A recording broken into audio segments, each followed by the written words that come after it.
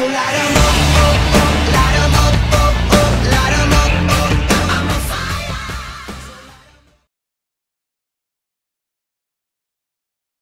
Hey everybody, so episode 19 of Teen Wolf Season 3 just aired, and it was insane.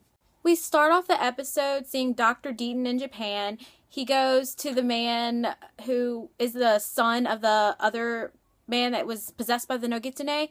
He has a wolf or something that's been poisoned, which Dr. Deaton actually was the one who poisoned it, but he goes in as a vet, and he uses, like, the cannabis venom and stuff to paralyze the man and get what he wants, which is this, it's called Letharia Vulpina, aka wolf lichen, and basically he can use it to poison the Nogitsune. Back in Beacon Hills, the cable wire that's been cut by the Nogitsune is all over the place, like just flinging all over the hospital, outside the hospital. Water starts leaking, people start dying. Allison almost gets killed, but Isaac pushes her out of the way. He gets electrocuted. Then Kira comes and like grabs the cable, the end of it, and absorbs the electrical energy, and her eyes glow like this orange, and it's insane. This episode, what sums up this episode basically is Styles is not present. The Nogitsune successfully portrayed Styles so well that Scott did not even know that it wasn't Styles. The first thing we find out that the Nogitsune has done while fully possessing Styles is that he has killed Mr. Katashi. Then he creates a fake bomb, which throws everyone off the fact that he made a bomb and put it in the sheriff's station, which Derek and Mr. Argent have been framed for Silverfinger's murder, and so they're in there.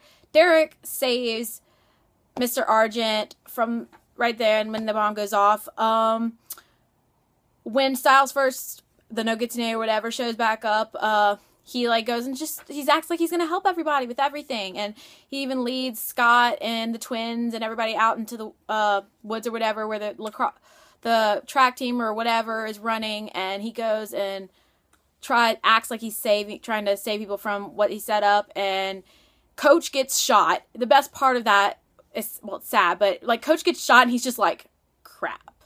And another thing that happens, the different people that get injured, Scott takes away the pain from Coach, Isaac, and one of the sheriff's deputies, and that also sets the Nogitsune off against Scott. Probably one of the most mind-blowing moments of the episode is when Peter gets Lydia and Allison to come to Derek's loft and talk to him. Peter basically starts mouthing off, saying that he can help Lydia with all her Banshee powers, and how powers were latent and he brought him out for a reason and all this stuff. Well, he wants her help, so if she helps him, he will help her in certain ways. Well, he has Talia, they still have Talia, Derek's mom's claws, and he basically gets Lydia pissed. Lydia throws the claws. He's trying to retrieve a memory that Talia has taken away from him. So the claws are thrown, and like Lydia throws them, and they're in the wall, and they come like point out, and she like goes up to him, she starts hearing things, and basically she says to Peter, "You're not just an uncle." So he starts trying to get all the information from Lydia. Allison shocks him, electrocutes him, whatever. They leave, and then they're in the car driving or stopped or whatever, and we find out Malia is Peter's daughter. What the hell?